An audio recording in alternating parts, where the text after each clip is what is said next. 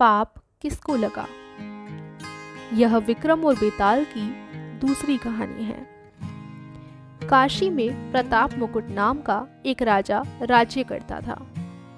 उसके व्रज मुकुट नाम का एक बेटा था। एक दिन राजकुमार दीवान के लड़के को साथ लेकर शिकार खेलने जंगल गया। घूमते घूमते उन्हें तालाब मिला। उसके पानी में कमल खिले थे और हंस किलोल कर रहे थे। किनारों पर घने पेड़ थे जिन पर पक्षी चहचहा रहे थे। दोनों मित्र वहां रुक गए और तालाब के पानी में हाथ मुंह धोकर ऊपर महादेव के मंदिर पर गए। घोड़ों को उन्होंने मंदिर के बाहर बांध दिया। वो मंदिर में दर्शन करके बाहर आए तो देखते क्या है कि तालाब के किनारे राजकुमारी अपनी सहेलियों के साथ स्नान करने आई हैं।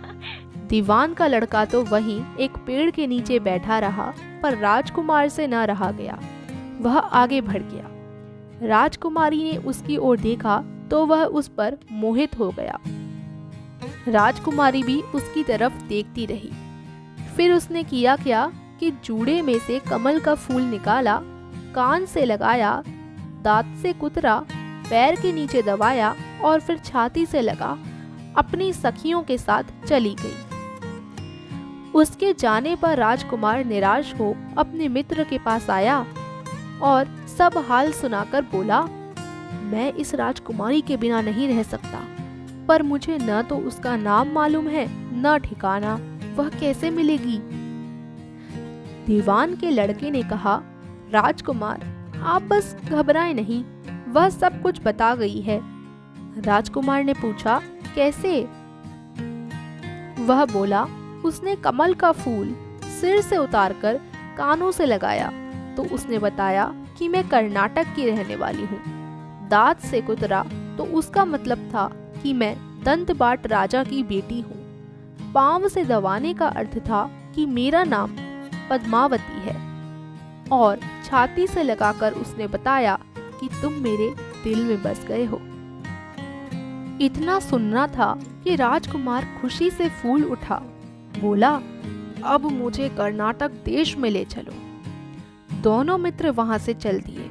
घूमते फिरते सैर करते दोनों कई दिन बाद वहां पहुंचे। राजा के महल के पास गए तो एक बुढ़िया अपने द्वार पर बैठी चरखा काटती मिली। उसके पास जाकर दोनों घोड़े से उतर पड़े और बोले, माई हम सौदागर हैं, हमारा सामान पीछे आ रहा है, हमें रहने को थोड़ी जगह दे दो। उनकी शक्ल सूरत देखकर और बात सुनकर बुढ़िया के मन में ममता उमड़ आई। बोली, बेटा तुम्हारा घर है, जब तक जी में आए रहो। दोनों वहीं ठहर गए। दीवान के बेटे ने उससे पूछा, माई तुम क्या करती हो, तुम्हारे घर में कौन कौन है, तुम्हारी गुजर कैसे होती है। बुढ़िया ने जवाब दिया, बेटा मेरा एक बेटा है जो राजा की चाकरी में है। मैं राजा की बेटी पद्मावती की धाय थी। बूढ़ी हो जाने से अब घर में रहती हूँ। राजा खाने पीने को दे देता है। दिन में एक बार राजकुमारी को देखने महल में जाती हूँ। राजकुमार ने बुढ़िया को कुछ धन दिया और कहा, माई कल तुम वहां जाओ तो राजकुमारी से कह देना कि जेठ सूदी पंचमी को तुम्हें तालाब पर जो राजकुमार मिला था वह आ गया है। अगले दिन जब बुढ़िया राजमहल गई तो उसने राजकुमार का संदेशा उसे दे दिया। सुनते ही राजकुमारी ने गुस्सा होकर हाथों में चंदन लगाकर उसके गाल पर तमाचा मारा और कहा, मेरे घर से निकल जा। बुढ़िया ने घर आकर सब हाल राजकुमार को कह सुनाया। राजकुमार हक्का बक्का रह गया। तब उसके मित्र ने कहा, राजकुमार आप घबराएं नहीं, उसकी बातों को समझें। उसने 10 उंगलियां सफेद चंदन में मारी। इससे उसका मतलब यह है कि अभी 10 रोज चांदनी के हैं। उनके बीतने पर मैं अंधेरी रात में मिलूंगी।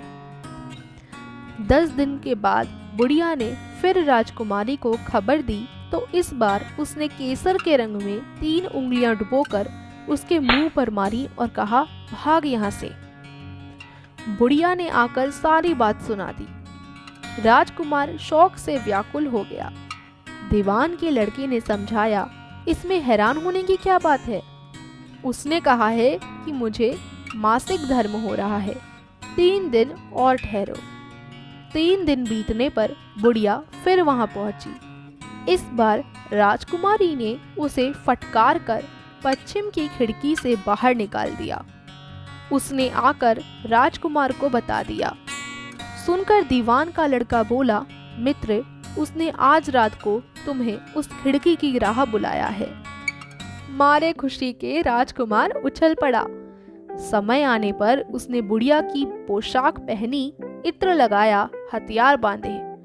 2 पहर रात बीतने पर वह महल में जा पहुंचा और खिड़की में से होकर अंदर पहुंच गया। राजकुमारी वहां तैयार खड़ी थी। वह उसे भीतर ले गई। अंदर के हाल देखकर राजकुमार की आंखें खुल गईं। एक से एक बढ़कर चीजें थीं। रात भर राजकुमार राजकुमारी के साथ रहा। जैसे ही दिन निकलने को आया कि राजकुमारी ने राजकुमार को छिपा दिया और रात होने पर फिर बाहर निकाल लिया। इस तरह कई दिन बीत गए। अचानक एक दिन राजकुमार को अपने मित्र की याद आई। उसे चिंता हुई कि पता नहीं उसका क्या हुआ होगा। उदास देखकर राजकुमारी ने कारण पूछा तो उसने बता दिया। बोला, वह मेरा बड़ा प्यारा दोस्त है, बड़ा चतुर है। उसकी होशियारी ही से तो तुम मुझे मिल पाई हो। राजकुमारी ने कहा, मैं उसके लिए बढ़िया बढ़िया भोजन बनवाती हूँ, तुम उसे खिलाकर तसल्ली देकर लौट आना। खाना साथ में लेकर राजकुमार अपने मित्र के पास पहुंचा। वे महीने भर से नहीं मिले थे। राजकुमार ने मिलने पर सारा हाल सुनाकर कहा कि राजकुमारी को मैंने तुम्हारी चतुराई की बातें बता दी हैं, तभी तो उसने यह भोजन बनाकर भेजा है। दीवान का लड़का सोच में पड़ गया। उसने कहा, यह तुमने अच्छा नहीं किया।